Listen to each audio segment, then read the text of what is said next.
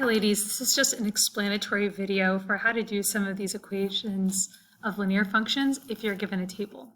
So I want you to think back to when in class we did building patterns. So do you remember when we had different tiles and we tried to make a table of values for how the pattern was growing? So imagine that this table is a table of values for those tile patterns that we studied before.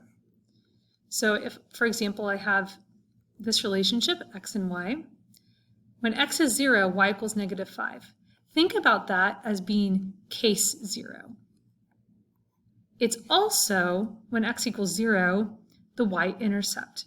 It's like where the function starts at the very beginning of its case 0. In this case 0 is -5. So that's a y-intercept of -5. Okay, so actually, we have already found one point of our y-intercept. Y equals mx minus 5.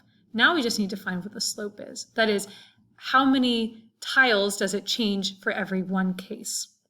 So as we go from 0 to 1, y goes from -5 to 1.